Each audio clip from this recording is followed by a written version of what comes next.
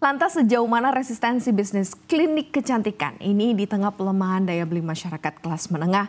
Benarkah tetap glowing meski kondisi ekonomi sempat bikin pusing? Ya, langsung saja kita akan ulas bersama dengan Head Doctor and Founder Insta Beauty Center, Rudy Adiputra. Selamat sore, Dokter Rudy. Selamat sore. Apa kabar, Dokter? Baik, luar biasa. Oke, kita akan bahas sesuatu yang memang agak sedikit relate juga dengan kondisi ekonomi sekarang di mana orang agak susah buat belanja begitu ya.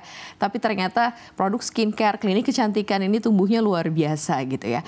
Kalau yang sekarang dokter lihat ini sebenarnya kebutuhan, demand terhadap treatment atau mungkin perawatan kecantikan begitu ya di masa sekarang ini seperti apa sih, Dok? Kalau dari pandangan saya pribadi, memang kita lihat sekarang kebutuhan kecantikan ini bahkan sudah tidak menjadi kebutuhan yang tersier lagi ya. Bahkan bisa masuk kebutuhan sekunder, bahkan di beberapa kalangan seperti kalangan menengah atas sudah menjadi kayak kebutuhan primer. Yang mana mereka butuh untuk tampil selalu cantik dan tampil selalu fresh untuk menunjang penampilan mereka.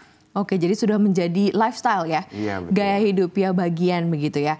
Nah, kalau seandainya diukur dari misalnya seberapa seringkah gitu ya masyarakat Indonesia atau mungkin dari apa yang mungkin selama ini Dokter Rudy lihat gitu ya, masyarakat Jakarta datang ke klinik kecantikan untuk treatment gitu, apakah terlihat ada atau terasa ada penurunan kalau kita agak sedikit combine dengan daya beli gitu, atau justru malah enggak kok, kayaknya masih tetap yang seminggu dua kali atau yang sebulan seminggu sekali begitu, mereka tetap sesuai gitu jadwalnya atau seperti apa, Dok? Ya, mungkin kalau bisa di-compare mungkin dari sebelum COVID dan post-COVID memang ada sedikit penurunan, tapi itu penurunan sementara. Karena pada saat belakang ini atau akhir-akhir ini, mulai di tahun 2023 sudah mulai ada daya beli masyarakat yang lebih baik lagi. Walaupun memang ada penurunan, kita tahu ya, ada ekonomi global yang melemah dan lain sebagainya macam. Tapi menurut saya di industri kecantikan ini sudah mulai bangkit lagi, terutama di kuartal ketiga ini. Oke, berarti durasi kunjungan ke klinik, datang ke klinik itu sudah jadwal ya, sudah on schedule ya? Seperti beberapa treatment memang kan kita sarankan untuk bisa datang tiap bulannya sekali gitu. Ada beberapa treatment juga yang 6 bulan sekali. Mereka sudah on pattern seperti itu, sudah mulai lagi. Walaupun mungkin di tahun 2022 mereka agak menunda-nunda ya. Mungkin kita suruh datang sebulan sekali, mungkin mereka datangnya 3 bulan sekali atau bahkan setahun sekali. Tapi di tahun ini sudah lebih baik sih. Tahun ini lebih baik ya. Jadi kalau kita compare yang sebelum COVID dan setelah COVID, di tahun ini sebenarnya relatively lebih bagus begitu ya untuk demand produk atau mungkin treatment kecantikan di klinik ya. Kalau tadi kita combine sedikit juga dengan narasi yang mengatakan bahwa masyarakatnya banyak yang lebih memilih atau membeli barang yang lebih murah gitu ya. Kalau di klinik kecantikan sendiri saat ini tuh treatment apa sih yang memang mereka jauh lebih jadi pilihan ya? Kalau dulu kan mungkin datang ke klinik kecantikan untuk facial atau apa, sekarang kan udah banyak banget variasinya ya, Dok ya. Nah, sekarang ini di tahun ini mungkin di kuartal ketiga ini apa yang demand masyarakat Indonesia gitu terhadap kecantikan yang seperti apa dan treatment kecantikan yang jadi favorit itu seperti apa? Jadi di kuartal ketiga ini mungkin mereka mau menyambut tahun baru atau liburan besar di akhir tahun nanti. Memang mereka butuh treatment yang langsung kelihatan, nampak, jelas langsung di wajah mereka. Jadi treatment yang favorit saat ini ada 5 kurang lebih, yaitu filler, tanam benang, skin booster, kolagen stimulator, dan juga laser, pico laser khususnya seperti itu. Oke, ini demand-nya lagi tinggi-tingginya saat ini ya? Betul banget. Treatment di mana kita menggunakan prosedur non-invasif atau treatment yang minim downtime, yang begitu masuk klinik, dikerjakan treatmentnya udah langsung kelihatan hasilnya. Oh, instan ya, pokoknya mereka maunya yang instan ya. Oke, kita coba sedikit membahas dari sisi seperti apa sih kemudian Insta Beauty ini hadir dan memenuhi kebutuhan dari target marketnya. Nah, targetnya sebenarnya dari level ekonomi yang seperti apa sih, Dok? Dan kemudian juga mungkin usia gitu ya, demografi mungkin dari yang masih dewasa muda atau mungkin masih baru kenal perawatan juga bisa mulai gitu ya. Ini apa sih yang sebenarnya jadi target marketnya?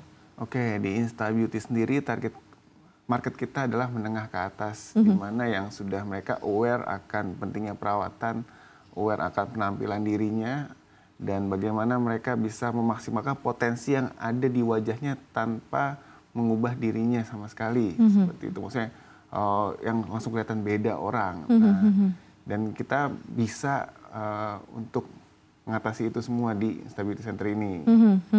Dan kalau misalnya tadi yang apa sih yang paling disuka ya, atau apa yang paling disuka ya, treatment yang bisa minimal downtime tadi itu, yang benar-benar langsung fokus to the point pada masalah yang bisa kita atasi. Oke. Kelas menengah Indonesia ini kan lumayan tebal ya dok ya, dan kalau misalnya kita lihat orang-orang dengan middle income di Indonesia ini lumayan besar. Nah tadi dokter bilang bahwa targetnya middle to high lah ya, misalnya middle up gitu, menengah ke atas gitu. Seperti apa sih total spendingnya mereka, the habitnya, artinya mereka naik gitu ya treatmentnya, mereka naik spendingnya juga di klinik kecantikan kalau dilihat gitu ya dari figure.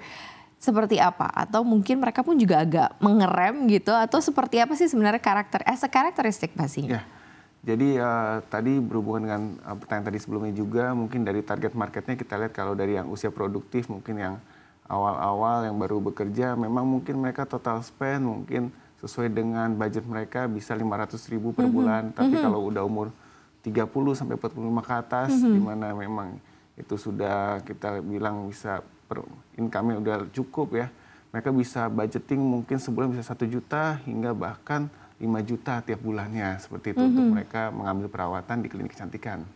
Dan ini relatif dari setiap bulan itu lumayan stabil ya dok, kalau dilihat dari income klinik begitu ya, atau revenue gitu. Artinya kita memberikan gambaran bahwa sebenarnya kebutuhan kecantikan itu masih tetap stabil kok gitu ya dari bulan ke bulannya, kalau dilihat dari awal tahun sampai dengan saat ini dok. Jadi memang kalau dari awal tahun kalau saya lihat emang agak lesu, di kuartal kedua juga masih meningkat tapi masih agak lesu, di kuartal ketiga ini yang sudah mulai ada peningkatan nih.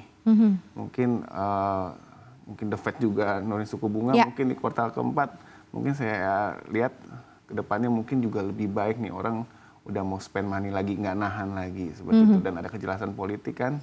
Nanti kalau presiden kita sudah dilantik mungkin itu baru ada lagi booster lagi gitu ya. Kalau klinik kecantikan di Indonesia ini kan banyak banget dok, beragam sekali, apapun yang bisa ditawarkan untuk menjadi lebih cantik, lebih awet muda gitu ya. Kayaknya kalau untuk mereka yang punya banyak budget itu jadi banyak sekali pilihan.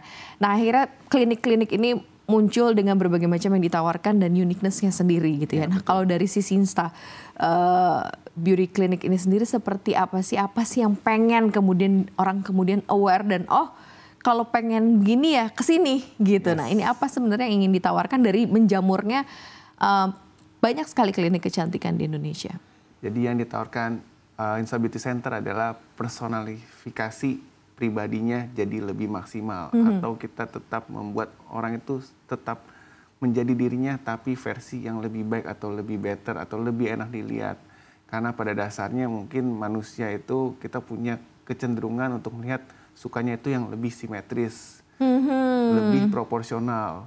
Dan di Instability Center sendiri memang spesialis kita adalah di face contouring. Face contouring spesialis, jadi bagaimana mengkontur wajah agar wajah kelihatan lebih simetris, lebih proporsional dari segala angle, dan juga ya jadi itu akibatnya jadi ngeboost dirinya sendiri.